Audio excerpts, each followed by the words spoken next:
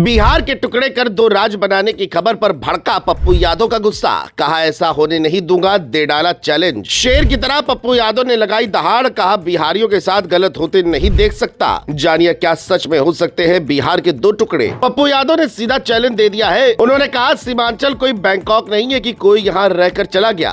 अगर केंद्र सरकार सीमांचल को अलग प्रदेश बनाने की सोच रही है तो वो इसका पूरा विरोध करेंगे। वे बिहार के बंटवारे के पक्ष में बिल्कुल नहीं है और जितने दिन जिंदा रहेंगे बिहार का विभाजन नहीं होने देंगे। अब सवाल ये है कि आखिर क्यों इतना गुस्सा? क्या सच में सीमांचल राज्य बनाने की चर्चा चल रही है? और अगर ऐसा हुआ तो बिहार को क्या भारी नुकसान होगा? चलिए आपको सब कुछ तथ्यों के साथ बताते हैं। दरअसल कटिहार के पोठिया में पप्पू यादव ने सीमांचल को अलग राज्य बनाने की चर्चाओं पर जोरदार हमला बोला। पूर्णिया सांसद राजेश रंजन उर्फ पप्पू यादव ने साफ कहा कि बिहार का बंटवारा बर्दाश्त नहीं होगा। ये बयान ऐसे वक्त में आया है जब कुछ दिनों से सीमांचल अलग राज्य या केंद्र शासित प्रदेश बनाने की अटकलें तेज हो गई हैं।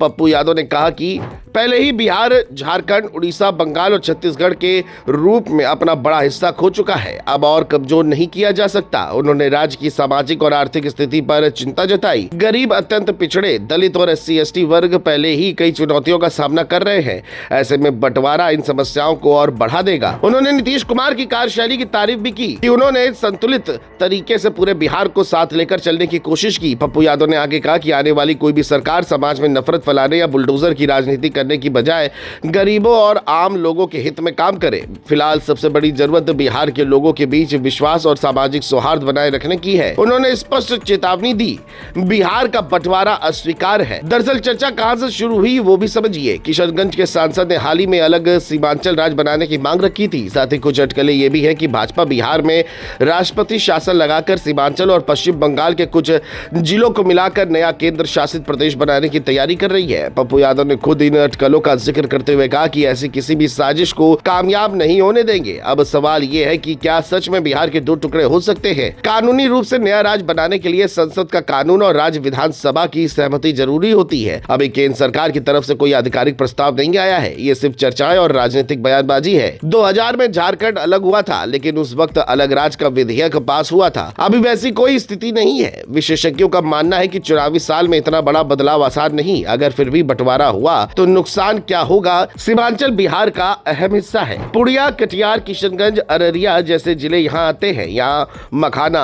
मक्का जैसी फसलें होती हैं। बंटवारे से बिहार की भौगोलिक और आर्थिक ताकत कमजोर हो जाएगी। गरीब और दलितों की समस्या बढ़ेगी क्योंकि संसाधन बढ़ जाएंगे, राजनीतिक समीकरण बदल जाएंगे, सामाजिक एकता पर असर पड़ेगा। पप्पू यादव ठीक यही कह रहे हैं। बिहारियों के साथ गलत नहीं होने देंगे। बिहार की जनता देख रही है कि आखिर ये चर्चाएं कहां तक जाती हैं। पप्पू यादव का ये दहाड़ साफ संदेश दे रहा है, बिहार एक रहेगा, अखंड रहेगा। मेहनत और लगन से बिहार आगे बढ़ेगा, लेकिन टूट कर नहीं।